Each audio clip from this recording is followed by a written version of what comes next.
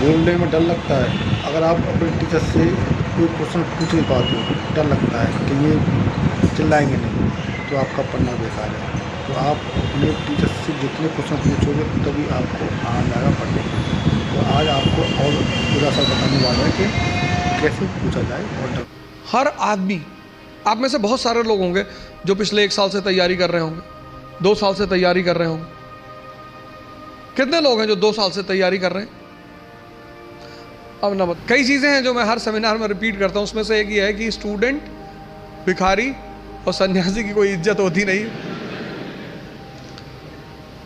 कि तुम लोग जो अपनी इज्जत बचाने की कोशिश करते हो, अपने स्कूल में किसी कारणवश पकड़े गए, कार्रवाई हुई हमारे ऊपर, तो मेरी माताजी ने कहा घर में कि कुल का नाम खराब कर रहा। तो मेरे पिताजी ने बड़ा अच्छा जवाब दिया, बोले कौन सा मुगल कुल है कि हमारे कुल का भारत में बड़ा नाम। बोले कोई बात नहीं बेटा, जाओ, तुम हो गई गलती तो कोई बात नहीं। स्टूडेंट, तुम जहां भी सीखने जाओगे ये सब कॉन्सेप्ट लेकर, मैं तो क्लास में देखता हूं 500 लड़के 600 लड़के बैठे होते हैं, सवाल ही नहीं करते, एक दूसरे का चेहरा देखते हैं।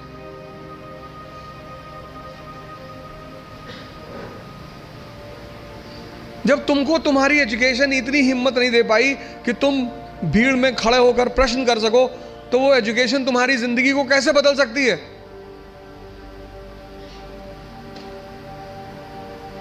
अगर तुम पढ़े लिखे हो, शिक्षित हो और तुम सवाल नहीं कर सकते, भाई तुम सवाल, यहां इतने सारे लोग बैठे, अगर तुम कोई क्वेश्चन पूछते हो और लोग हंसते हैं, क्या फर्क पड़ता है? लोग सिर्फ मुर्दों पे नहीं हंसते। तुम अगर जिंदा हो, तुम जिंदा हो तो लोग तुम पर हंसेंगे। तो एजुकेशन कम से कम इतनी तो क्षमता दे कि मैं पूछूंगा हाथ उठा के। कितने लोग आते हैं कोचिंग करने, वो कोचिंग से वापस चले आते हैं, वो अपने डाउट्स पूछते ही नहीं क्लास में, टीचर से मिलने ही नहीं जाते।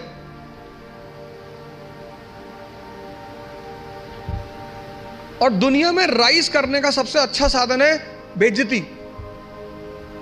जो तुम मोटिवेशन ढूंढते हो ना, वो इसीलिए ढूंढते हो क्योंकि तुम्हारी बेइज्जती नहीं होती। जिसकी बेइज्जती होने लगेगी ना, उसके अंदर आग लग जाएगी कि तुमको दिखाएंगे अब।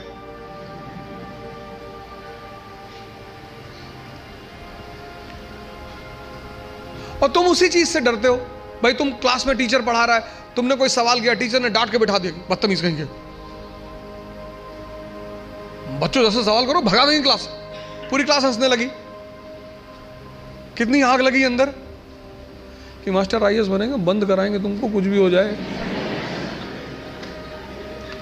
तभी तो पढ़ोगे, आग है ही नहीं अंदर। ऊपर से मोबाइल, यूट्यूब, फेसबुक, ट्विटर,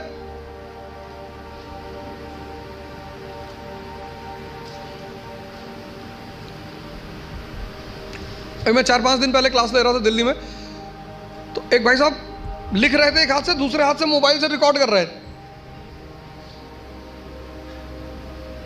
मैंने कहा यूट्यूबर हो? पकड़ लिया, वो कोने में उन्होंने रखा तो पकड़ में आ गया। मैंने कहा वैसे ही यार इतने लोग पीछे पड़े हैं,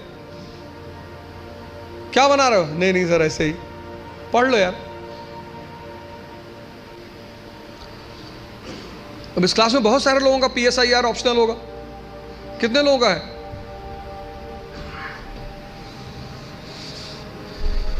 कार्ल मार्क्स की क्या देन है समाजवाद को?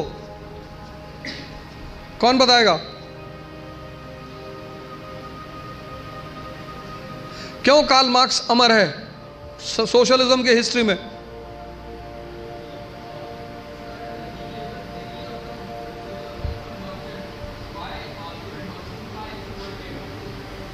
Why?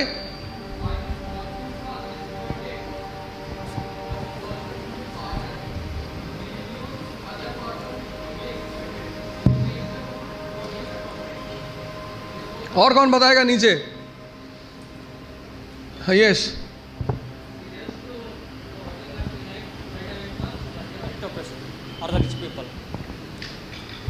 he said to working class to unite. He said to working class to unite and नहीं, मेरा क्वेश्चन ये है कि ऐसी कौन सी बात उसने कही जिससे वो खुदा बन गया समाजवाद का। Why he is called as the god of socialism?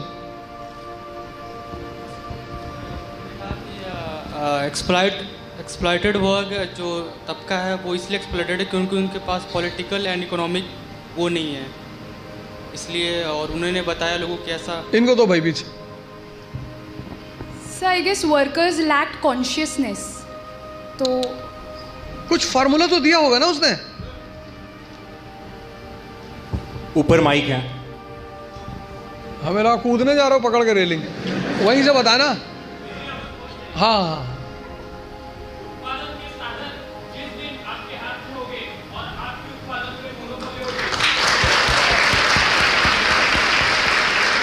ये है, उसने एक बड़ा अच्छा फार्मूला दिया। उसने कहा the section in the society which controls the means of production is also the ruling class in the society. समाज का वो तबका जिसके हाथ में मीन्स ऑफ प्रोडक्शन होता है वो समाज में रूलिंग क्लास भी होता है। तो मजदूर तबका क्या हुआ? ना उसके पास इकोनॉमिक पावर है, ना उसके पास पॉलिटिकल पावर है, और जिसके पास पावर नहीं होगी उसका एक्सप्लॉइटेशन होगा। यह न्यूटन का चौथा नियम है। नहीं, वो भूल गया था बताना। तुम बारिश में देखो गांव वगैरह में जब बच्चे खेलते हैं तो पानी के तालाब वालाब में जाते हैं तो पानी वाले सांप को पकड़ लेते हैं वो, और फिर ऐसे नचाते हैं। वो इसी बात का सूचक है। किसी को कोबरा पकड़ के नचाते हुए देखे हो? जिसके पास पावर नहीं होगी वो एक्सप्लॉइट होगा। सिर्फ किताब लेकर खड़े होने से बहुत बड़ी बात नहीं होती। सिर्फ वेपन लेकर खड़े, महाभारत के युद्ध में अर्जुन के रथ पे शिखंडी खड़ा हो जाता है। भीष्म पितामह का इससे क्या लड़े? हथियार उसके भी हाथ में है, लेकिन वो मानते नहीं उसको। जीवन में एक और अहम बात है, वो है व्यक्तित्व। व्यक्तित्व का मतलब बदमाशी नहीं होता। कॉलर खड़ा कर लिया, 3 बटन खोल ली, चाबी नचाते हुए जा रहे, ये सब नहीं होता।